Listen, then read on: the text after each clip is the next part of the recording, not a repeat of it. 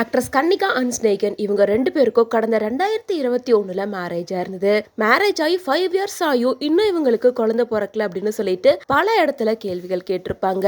எல்லா இடத்துலயும் வருத்தப்பட்டு தான் அவங்களும் பதில் சொல்லியிருப்பாங்க. இந்த நிலையில கொஞ்ச நாளைக்கு முன்னாடி அவங்க பிரெக்னெண்டா இருக்கு அப்படிங்கிற விஷயத்த ரொம்ப ஹாப்பியா ஷேர் பண்ணியிருந்தாங்க. மேலும் பிரெக்னென்ட் ஆனதுல இருந்து டெலிவரி வரைக்கும் டே பை டே அவங்க பண்ற எல்லா விஷயத்தையுமே அவங்களோட சோஷியல் மீடியா பேஜ்ல அப்டேட்டும் பண்ணிட்டு வந்தாங்க. இதை பார்த்த ஃபேன்ஸ் பலருமே கன்னிகா அண்ட் ஸ்னேகனுக்கு எப்பதான் குழந்தை பிறக்கும் அப்படின்னு எல்லாருமே ஈகரா காத்துட்டு இருந்தாங்க.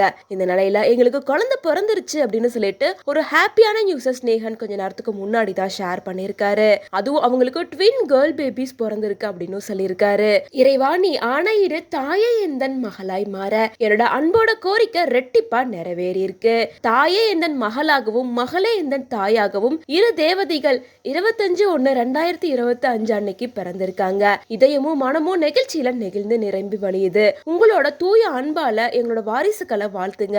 அன்புடன் ஸ்னேகன் அண்ட் கன்னிகா அப்படின்னு சொல்லிட்டு எமோஷனலா இந்த போஸ்டா கொஞ்ச நேரத்துக்கு முன்னாடி தான் ஷேர் பண்ணியிருக்காரு.